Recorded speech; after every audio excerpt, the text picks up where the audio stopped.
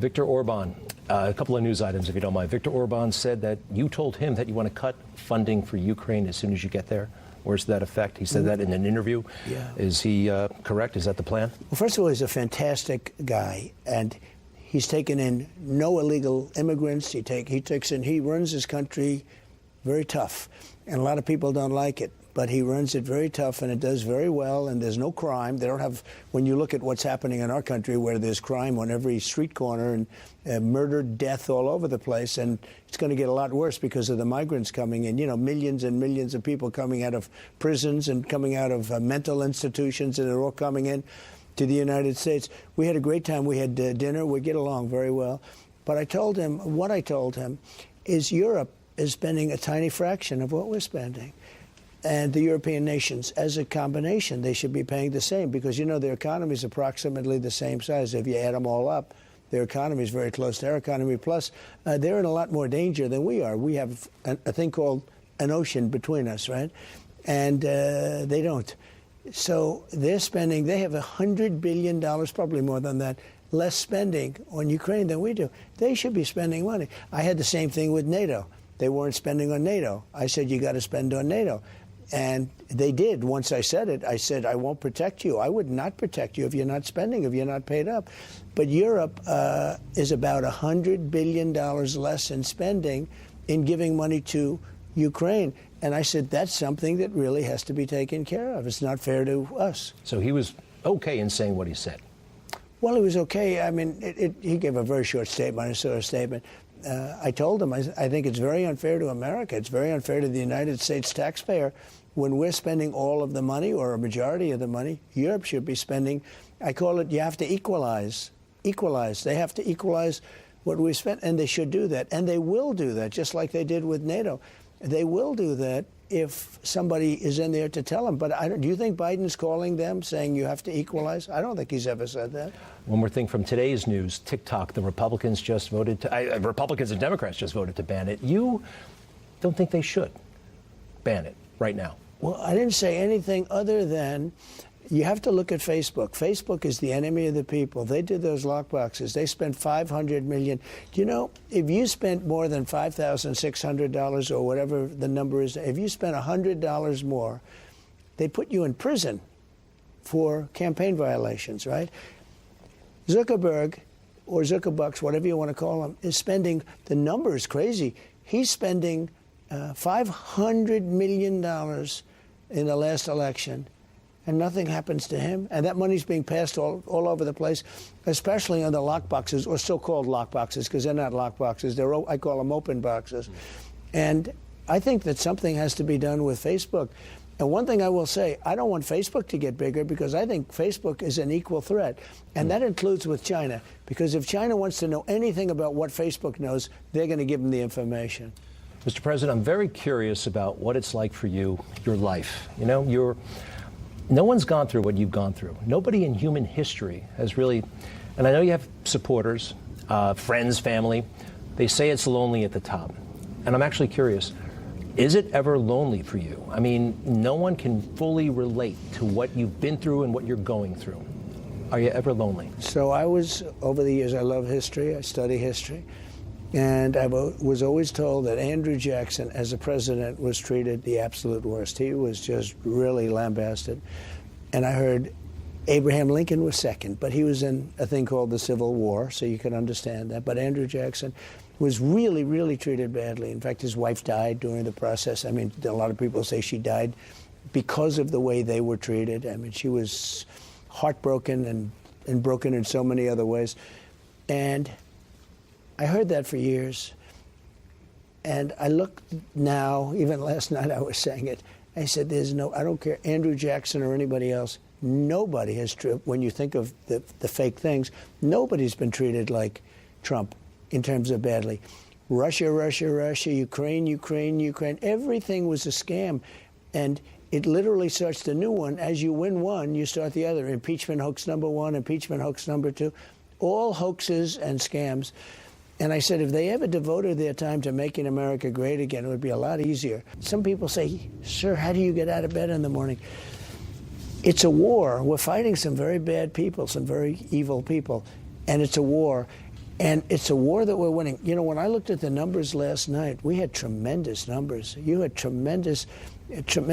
Other candidates are, as you know, other candidates are left, even if they're no longer on, if they quit, if they gave up, or whatever form of leaving they wanted to take.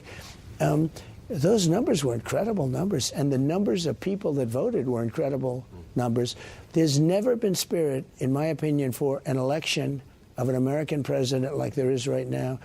And I think you add on the fact that they love my policies, they like me, they have to like me, they're not going to vote otherwise, but they see how bad, how pathetic Biden's been. He's the worst president in the history of our country. He's corrupt, he's incompetent, he's weaponized the justice system to go after his political opponent, which has never been done before. And he's the worst president we've ever had. He's not respected at all in foreign. Look, you wouldn't have Russia attacking Ukraine. You wouldn't have Israel being attacked. Iran was broke when I was president. They were broke because of me. Let's say they were broke. And they didn't have the money to give to Hamas or Hezbollah. All of these things, you wouldn't have inflation because it was caused by energy. All of these things were things that were very preventable, not preventable by him. And the problem we have 7 months to go, a little more than 7 months to go. That's an eternity when you have incompetent people running the government. The cases against you in different ways are disintegrating. You see what's going on with Fannie, and Jack Smith keeps on losing on these emotions. Yeah. These cases were designed to destroy you. Yes. And they've helped you. And some of us actually, we see, I know my audience and me too, we see that you're protected, maybe even by the hand of God.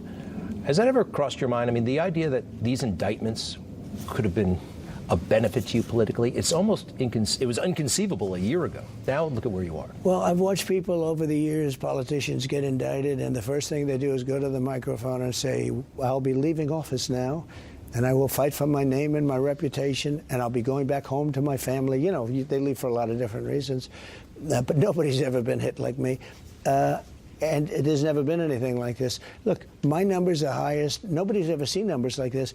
I believe that if this didn't happen, perhaps they miscalculated, and perhaps they haven't. Because don't forget, it's not over yet.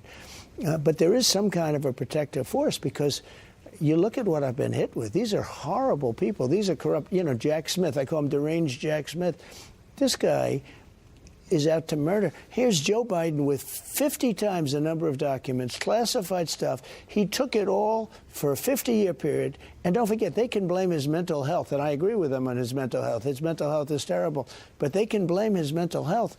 But 20 years ago and 10 years ago and 30 years ago and 40 and 50 years ago, he didn't have, let's say, a mental health problem like they talk about today. So they release him from liability. And you're talking about many, many times the documents over many years. And he didn't have the Presidential Records Act. He didn't have it, which totally protects me, in my opinion, totally protects me. You know, I was dealing with them. We were dealing fine. We weren't. And then all of a sudden they raided this house. They raided Mar-a-Lago. These are corrupt people. But they release Biden. What Biden did, he wasn't protected by the presidential right because he wasn't president. He took him when he was a senator.